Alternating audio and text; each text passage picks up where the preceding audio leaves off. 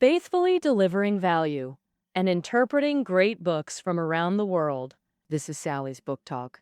Today I'm interpreting Mo Yan's novel Big Breasts and Wide Hips for Everyone. Published in 1995, Big Breasts and Wide Hips won the prestigious Dashan Literature Award, China's highest-paying prize at the time, becoming a news sensation and sparking much controversy. But Mo Yan stayed silent until he won the Nobel Prize in Literature in 2012. In his acceptance speech, he mentioned the novel's origin. After my mother passed away, I was grief-stricken and decided to write a book for her. That book is Big Breasts and Wide Hips. Because I was well-prepared and emotionally charged, I wrote the 500,000-word novel's first draft in just 83 days. At the Nobel Prize ceremony, Per Westberg, the Literature Committee chair, said, "In Mo Yan's greatest novel, Big Breasts and Wide Hips, the female perspective dominates."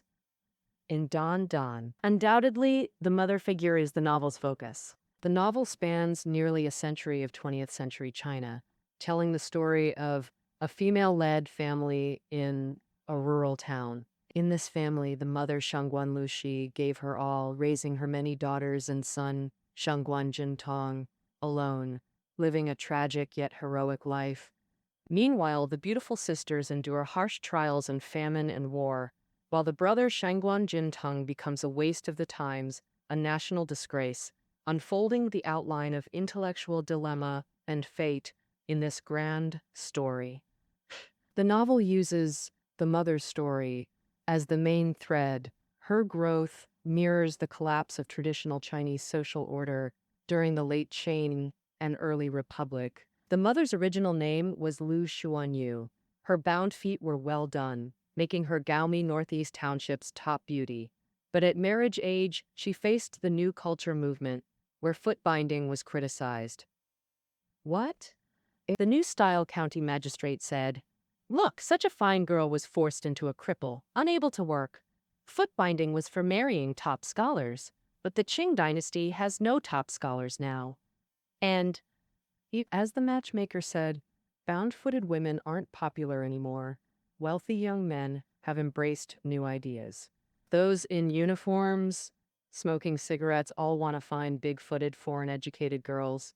As an outdated, old-fashioned beauty, the mother married into the middle-income blacksmith Shangguan family, becoming Shangguan Lushi. After marrying in, the mother didn't get pregnant for a long time because her husband was infertile. Of course, the husband's family wouldn't admit it. The in-laws blamed the mother too. To carry on the family line, she had to have illicit affairs with other men. But fate was cruel. She gave birth to 7 daughters in a row, leading to beatings and humiliation in the Shangguan family. Her husband even used a red-hot iron to brand her private parts. So, when this home, even this world, could no longer tolerate her, driven to despair, she turned to Western religion and found spiritual refuge in that world. She had twins with the Swedish priest Maloya. During the birth of the twins, the first thing to emerge was the leg of the daughter Shangguan Yunu. At this time, the family donkey was also in difficult labor, and household authority in the Shangguan family rested with the mother-in-law. The thrifty mother-in-law prioritized the donkey, as saving the mother donkey meant preserving family property, and if the mule was born safely, it would increase the family's assets. Plus, the mother donkey was giving birth for the first time and needed care, but Shangguan Lushi had birthed 7 daughters and was experienced, so she could handle it alone. The mother-in-law spent money to hire the veterinarian Fan San for assistance. After solving the donkey's problem, the mother-in-law asked Fan San to check on the mother. He wanted to earn more money, but seeing the dire situation, he fled immediately. The mother-in-law had to ask her enemy Sundagu for help, finally enabling the mother to give birth to Shangguan Yunu and the only son, Shangguan Jintong. At this moment, Japanese troops entered the village. The mother-in-law wasn't worried, thinking, "Aren't Japanese people human too? The Japanese occupied the northeast countryside and still relied on us common folks to farm and pay rent, but they ended up killing the mother's father-in-law and husband, driving the mother-in-law mad. The Japanese army wasn't like feudal landlords. They completely shattered the traditional order. After the mother-in-law went mad, the mother took control of the Shangguan family and continued her frugal, hard-working management style. But the Shangguan daughters were different. They didn't have bound feet, held their own views on social order, and headed toward different fates in the chaotic times. The eldest daughter, Shangguan Laidi, got involved with the guerrilla leader Xia Yueling, worrying the mother about her future. Shangguan Laidi said, "Your heart only holds Jintang. In your heart, we daughters are probably worse than a pile of dog poop."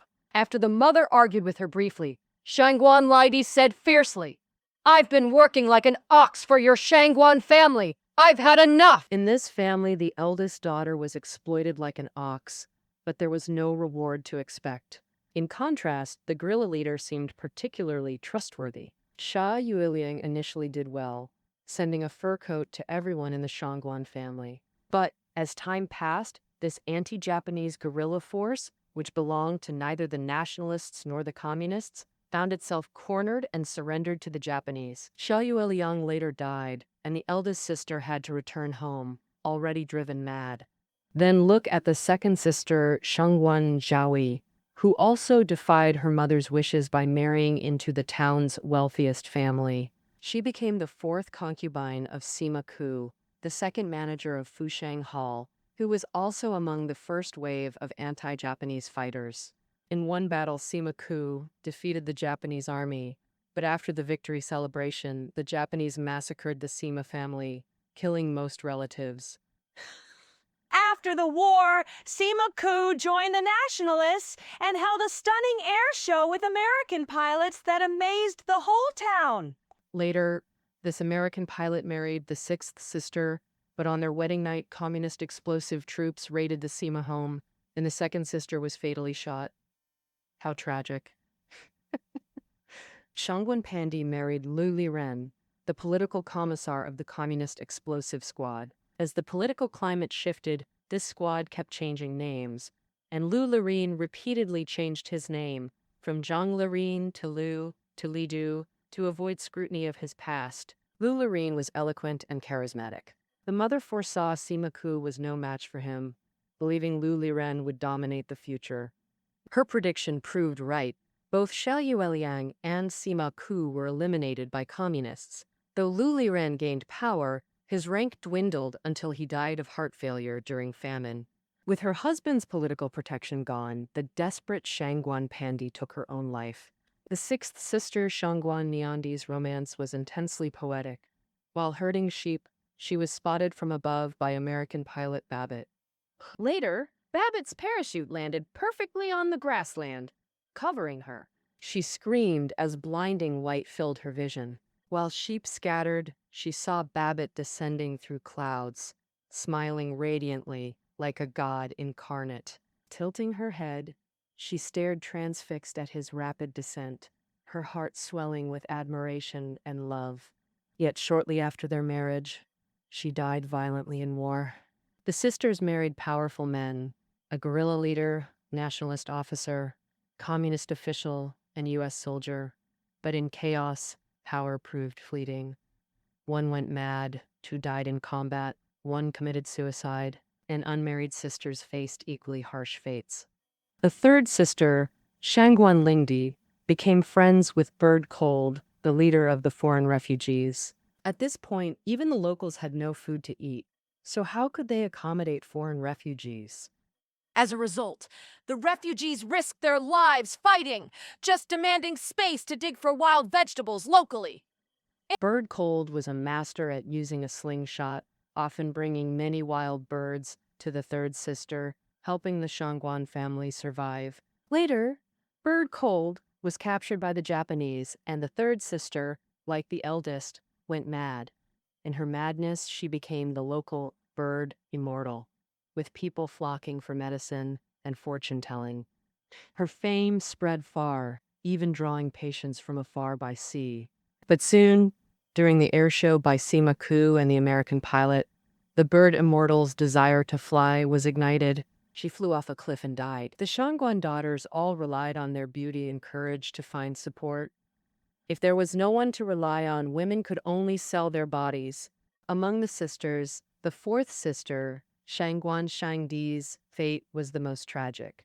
During the family's hardest times, she sold herself to a brothel. The book writes, on the morning of February 18, 1941, Shangguan Shangdi handed a stack of bills to her mother, who had just recovered from a serious illness, saying, "Mom, I sold myself. The price was decent."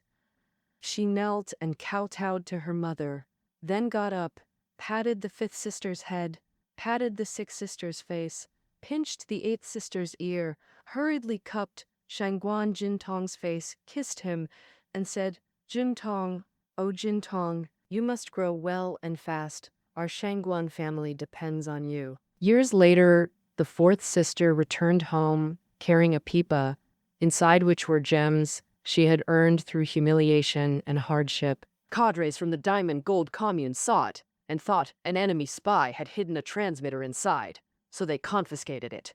Oh! The fourth sister may have had a venereal disease. She went blind, her body rotted, and she finally died in her mother's arms. The seventh sister, Shangguan Chudi, also had bad luck.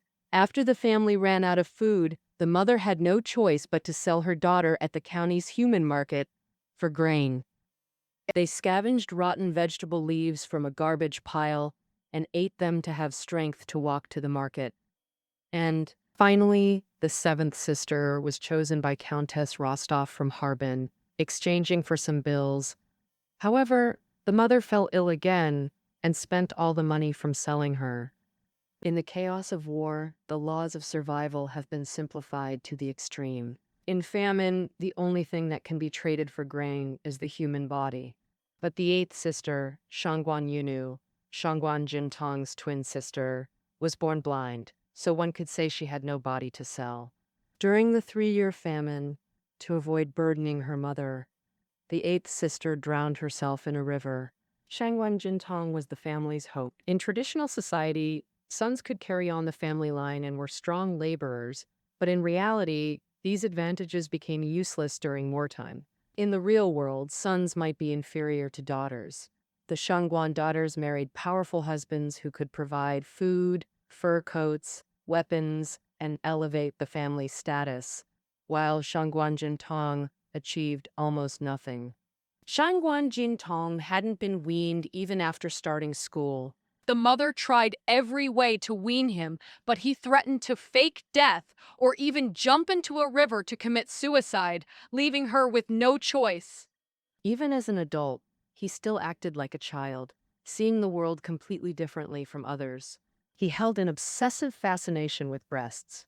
His sense of taste and smell were extraordinarily keen, almost magical. Facing a woman radiating fragrance, he could meticulously distinguish the body odor beneath the perfume. Due to his background issues, adult Shangguan Jintong was sent to a labor camp on a farm. At the farm, Shangguan Jintong met the seventh sister, who had been adopted by a Russian couple. Later, during the famine, the seventh sister died from bloating after eating too many raw potato cakes. After her death, the seventh sister's diary exposed the so-called necrophilia incident involving Shangguan Jintong. Although there were reasons, Shangguan Jintong defended himself, saying he was only fulfilling a dying virgin's wish and was wrongly accused, yet he was still sentenced to 15 years in prison. After the reform and opening up, Jintong became the PR manager at the Oriental Bird Center run by the Han couple in another province. Later, he became chairman at Unicorn Bra World, a company invested by another nephew, Sima Liang, but failed due to being cheated, achieving nothing. Finally, after burying his mother, he took refuge in a church. The above is just a brief introduction to some characters in Big Breasts and Wide Hips. From this, we can see the novel's broad outline, the struggles of the Shangguan women in turbulent times unfolding like scrolls before the reader's eyes. Magnificent, yet tragic. The title Big Breasts and Wide Hips may sound a bit vulgar, but it's actually a tribute to female vitality. It's a story of 3 generations in China over a century. Behind this, we see the fate of women under the collapse of traditional order. From the late Qing dynasty, through the anti-Japanese and liberation wars, to the reform and opening up, the mother endured warfare, flight, famine, and the successive deaths of loved ones. She had a large build, raised 9 children, had abundant breast milk, and could even breastfeed her son and granddaughter simultaneously. Mo Yan's mother's experiences are also reflected in the book to some extent. Mo Yan recalled his mother's harsh, even brutal childhood. She gave birth to 8 children, worked in fields while heavily pregnant, and only returned home when amniotic fluid soaked her feet. After giving birth at midnight, she went to the wheat field to rush grain transport. During famine, she ate grass like an ox. Frequent childbirth and hunger's torment left the mother plagued by multiple illnesses. Mo Yan couldn't hold back tears when remembering his mother, so he decided to write a novel to comfort her spirit in heaven. Mo Yan defines breasts in the novel as love, poetry, the infinitely vast sky, and fertile earth with rolling golden wheat fields. Simplified, breasts are love, poetry, sky, and earth, humanity's dwelling space and creations. In this sense, the novel is an epic of vitality, and Shangguan Jintang's breast obsession is actually worship of female life force. Let's examine them one by one. How do the mother-in-law, mother, and Shangguan daughters demonstrate female vitality? In the Shangguan family, the mother-in-law worked diligently and saved, trusting ancestral order and promises. The mother-in-law maintained family order mainly through scolding and beating. If men complained about food, she'd first scold them. Whose grain fills the bins? Whose money fills the cabinets? When I kick the bucket, can I take this fortune to the coffin? Aren't they all yours? If complaints continued, Mrs. L would storm indoors, making indirect accusations. Listen, tomorrow we'll fry dough sticks, buy roast pork, boil eggs, till a chicken, make pancakes, wrap dumplings. Why save? What's the point? The Shangguan family sinned in a past life, marrying a useless woman who eats free and bears no children. With no heirs in sight, who are we saving for? Squander it then. Once it's gone, it's gone. We see the Shangguan labor scene like this. Beside the threshing ground stood the family's black mule, while the mother-in-law brandished a whip, lashing the lazy Shangguan father and son. The pair covered their heads like beaten dogs, yelping and dodging. The whip mercilessly split their skin. Stop! Stop! The father-in-law begged. Old ancestress, we'll work. The Shangguan family resembles the wealthy Jia family from Dream of the Red Chamber. The mother-in-law is like the matriarch Lady Jia. Like Cao Sui-kin, Mo Yan often focuses on constructing women's roles within families. How did the mother Shangguan Lushi survive in this harsh family? To avoid being killed by her husband's family, she had illicit affairs with multiple men. On the surface, this seemed to abandon morality, but ultimately she was fulfilling the mission to continue the family line. After all, she was a practitioner of traditional ethics. So when the mother-in-law died and she took charge of the Shangguan family, she immediately transformed into someone who staunchly upheld traditional ethics. But reality was beyond her control. The Japanese invasion destroyed traditional order. Ethical rules collapsed. Normal life became unsustainable. Everything was uncertain. The nation couldn't resist Japan locally, but the reason was, and local strongmen couldn't protect the people's peace. The original order of Dalan town was maintained by the Sima family.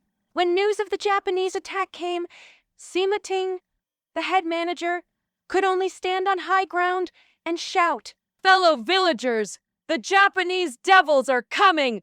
Run for your lives, or you'll die if you're late!" After sending off the women, Sima Ting urinated openly on the street without restraint. This highly indecent act showed that Dalan town had descended into chaos, and traditional social order was nearing its end. Unlike when the mother-in-law was in charge, Times had changed by the time Shangguan Lushi took over. The old order was collapsing. In truth, the mother had long experienced the chaos, irrationality, and ineffectiveness of the old order. When she was cornered, she cried out internally several times.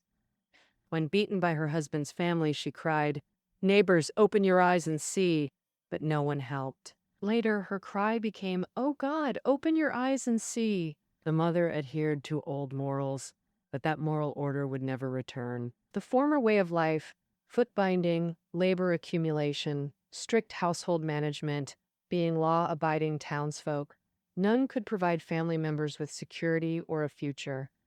In turbulent times, women couldn't control their own fates. Though defying their mother's wishes, the daughters actually helped maintain this traditional family in their own ways, exhausting their lives for it. They found men who seemed very capable at the time. Almost all the most intelligent, dynamic, well-connected, and influential men in Dalan town became the Shangguan family's sons-in-law, each using their skills to help the family.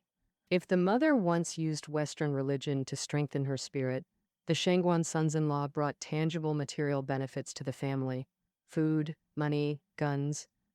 When men became unreliable, the fourth sister sold herself. The eighth sister's suicide was also to reduce burdens, helping the mother maintain the family and raise its hope in another way. The only male heir. The sister's goal was achieved. The family was maintained, and the mother lived to old age. Shangguan Jintong reached adulthood precisely because his 8 sisters exhausted their lives' wisdom, beauty, and bodies for this outcome. The mother once said, "In these dozen years, the Shangguans died like chives, one crop after another grows. Life brings death. Dying is easy. Living is hard. The harder it gets, the more we must live. The less we fear death, the more we struggle to survive." This phrase roughly summarizes the harsh life trajectory of Shangguan women. During China's hardest century, they made the same choice, finding ways to preserve themselves, their family, and raise. Amid suffering, Shangguan Jintong was an exception.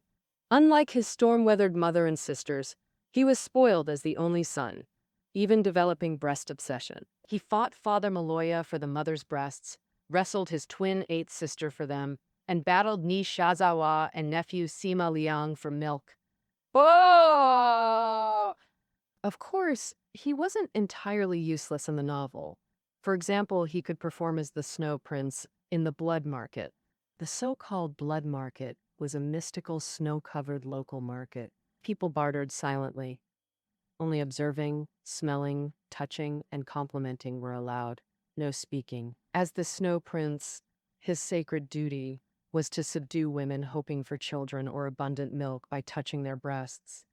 He also excelled in music and Russian classes, but these proved useless. He still ended up on a farm, then wrongfully imprisoned for 15 years. The novel ends depicting a marsh hunting scene. After gunshots, Swan struggled to take flight. One hit lay dying in shallow water. Another flapped wings and weeds, struggling. Mud dragged wings, blood-soaked neck twisting like a dancing snake, as Swan strained to fly. The scene is intensely symbolic and obvious. This is a microcosm of the Shangguan family history. Now, amid the gunfire, the dancing and flying of swans take a back seat. At this moment, all swans have only one task: survival. The mother survived, living to 95. This is her victory, a triumph of human spirit and heavenly justice. The Shangguan sisters endured immense suffering, but their wishes were not in vain. In his later years, Shangguan Jintong survived without committing any heinous deeds. After the mother's death, her grave might be disturbed by the Gan family. Shangguan Jintong decided that even if he went to jail, he would protect his mother's peace. His thought was, "I've harmed my mother all my life. Finally, I can trade my freedom for her tranquility. It's worth it." It counts as this unfilial son finally showing filial piety, and this useless son making a stand. The mother's wish was clear. She once said, "After half a lifetime, I've realized, heaven may be good, but it can't compare to 3 shabby rooms at home. Wandering ghosts fear righteous people." In fact, Shangguan Jintang fulfilled his mother's wish in a bitter way. Moreover, he further realized the heavens hold treasures, sun, moon, stars.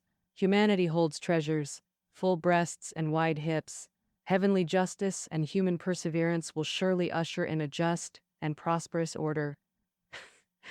In depicting human order, magical realism is another key aspect for Mo Yan. For example, the magical scenes where the third sister, the bird immortal, calms a frenzied madwoman, blurring reality and illusion, give readers respite from the brutality. Ah, the novel writes, in Gyomi Northeast Township's brief history, 6 women, whose love was thwarted or marriages unhappy, bore the divine roles of fox, hedgehog, weasel, wheat burner, snake, and patterned bat, living mysterious, awe-inspiring lives. This depiction isn't exaggeration. Behind the superstition lies the bitterness of these women's histories. After suffering severe blows in real life, like crushing household labor or pressure from failing to bear sons, rural women might feign spirit possession as a temporary strategy. Families intervene through rituals like inviting gods, allowing women temporary relief from heavy labor. They get a separate room to rest quietly, with no one scolding them. Plus, there's care from everyone, and their food and living standards improve. A few days later, the woman recovers, or the spirits are driven away. Viewed with a morbid curiosity, it's the shaman's magical power that worked. From another angle, it's actually desperate women resorting to supernatural forces for temporary relief. Another magical figure appeared in the snow market.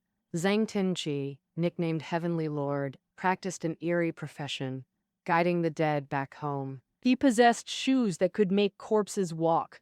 When Gaomi Northeast Township residents died abroad, they'd summon him to retrieve them. When outsiders died in Gaomi Northeast Township, they'd also ask him to send them back. Experienced readers recognize this as the Shandong version of Western Hunan's corpse drivers. Like the bird immortal, this magic couldn't improve lives or reduce deaths. It only allowed proper burials and gave the living reasons to endure suffering. After the Japanese invasion, the novel's magical realism seemed to vanish as people abandoned backward rituals for science. For instance, Dalan Town's first scientific breakthrough came during the foot binding abolition. An orthopedic doctor displayed a giant bound foot model, vividly explaining where bones broke and deformed. The second science was brought by the Japanese, who killed Shangguan men. Then Japanese medics arrived, wearing rubber gloves, reviving the silent newborn Shangguan Jintang. A medic cut the umbilical cord with a gleaming knife, held the baby upside down, slapping his back until a hoarse cry emerged. The medic disinfected the twins' umbilical stumps with iodine and swaddled them with white gauze. Finally, he gave Shangguan Lushi hemostatic injections, all captured by Japanese military photographers. Later, revolutionary Shangguan Pandi gave her mother vitamins during famine, rumored to equal a cabbage and 2 eggs per pill. Had magical realism truly vanished? Post-reform, Dalan City's Oriental Bird Center launched a phoenix project, crossbreeding ostriches, pheasants, and peacocks to create the mythical phoenix. Here, so-called science donned magical robes, reeking of absurdity. Sobering conclusion, the backward yet functional traditional society, but brought no effective new order, no better life for people. People still struggled to survive. Though the old magical realism was backward, even a bit superstitious, it at least comforted hearts, bringing a touch of absurd humor through word of mouth. To write about this world where the less one fears death, the more one struggles to live, Mo Yan employs innovative writing techniques to vividly unfold various scenes. For example, he excels at using a child's perspective. He describes Shangguan Jintang's love scene like this. Monli put on a plastic shower cap, threw her lampshade-like garment behind her, struck a pose outside the bathtub, then leaped in, riding me like Neza stirring the sea. Coincidentally, the child's perspective also appears in world literature. British romantic writers long discovered children's unpolished freshness and learned from them to renew language. Famous painter Matisse once tried viewing the world through children's eyes. Vladimir Nabokov, author of Lolita, spent long periods chatting with high schoolers to learn their peculiar phrasing. Mo Yan's metaphors are often strikingly original, defamiliarizing perspectives, like when Shangguan Jintong eats flower petals, finding them crisp like raw shrimp, but chewing releases a mouthful of bloody flavor. Why would flowers taste bloody? Because the earth is soaked with human blood. This symbolist description inadvertently hints at tragic history on Chinese soil. John. Take Mo Yan's war depiction. Bullets flew horizontally. Shells exploded ahead, raising columns of white smoke. Tongues of fire fanned out. Charging soldiers snapped like wild grass. When writing brutal scenes, Mo Yan uses startling brevity. Let's not speak of the night's rumbling artillery. Tomorrow brings more shells. How to conclude war's devastation. Mo Yan shifts tone. Coffin shops, front store, back workshop, thrived exceptionally in chaotic times. He earnestly details coffin craftsmanship. 3-section coffins use 4 wood cores. Mother's coffin was 2-inch plank. The poplar wood coffin lid is called kayatan in carpenter's terms. Its seam must fit perfectly, not even a needle tip allowed. Hence the Nobel citation praised Mo Yan. This writer knows everything and can describe everything. All human life clings to his pen. Crafts, blacksmithing, labor, ditch digging, animal husbandry, bandits' tricks. However, this praise didn't come easily. When the novel first appeared, it sparked huge controversy. Writers like Chen Hongmei, Duan Mu, and Heng Liang criticized the novel's aesthetics. Scholar Li Jianzhen from the Chinese Academy of Social Sciences argued that Mo Yan's novel was utterly fake and exaggerated, with much criticism stemming from the title, Big Breasts and Wide Hips, and its explicit sexual content. For instance, people questioned whether the phrase big breasts and wide hips could be considered refined or proper. Mo Yan himself explained, "Nowadays, whenever we see these words, we immediately think of sex. But the original simple, solemn spirit of the folk has been completely lost. I named the novel Big Breasts and Wide Hips to rediscover that solemn simplicity and seek out humanity's roots." Others argued, can a mother who had 8 children with 7 different men be considered great? She can only be called a slut. In response, Mo Yan stated bluntly in the documentary The Literary Homeland, "This is very real, because in feudal times, if a woman couldn't bear children, she'd be divorced and sent back to her parents. In the face of life and survival, morality has no power." Writer Liu Baiyu believed that such a novel was in decline. Writer Ping Qingfang was even more blunt, saying big breasts and wide hips is filthy literary trash. Amidst much controversy, many writers supported Mo Yan. Famous writers like Kan Shui, Su Tong, and Liu Zhenyan praised this novel of Mo Yan's highly. Writer Wang Zhengqi evaluated Big Breasts and Wide Hips as a serious, sincere, symbolic work with great generality of China's century-long history. This is a breakthrough in Mo Yan's novels and for contemporary Chinese literature. Time is the fairest judge. It objectively proves the novel's value. The mother in the novel endured immense suffering, bearing unimaginable pain, living stubbornly with her children. On this land, she struggled bitterly and resisted unyieldingly. As Mo Yan himself said, humanity always rises in despair, always finds a way when there's no path, always yearns for happiness. Rushing toward light amidst fire and blood, through generations of sacrifice, foot binding was abolished. Childbirth got new methods. Though civilization brought negative effects, as long as there's earth, there's grain. As long as there are women and mothers, humanity thrives endlessly. This is nature's miracle. This is the supreme happiness in the universe. With a grandeur and fluidity rarely seen in contemporary literature, Mo Yan chronicled a century of stories on Chinese soil. Its enduring charm continues to inspire reflections on history and the future. All right, that concludes our interpretation of Mo Yan's Big Breasts and Wide Hips. Reading notes are below the audio. See you next time.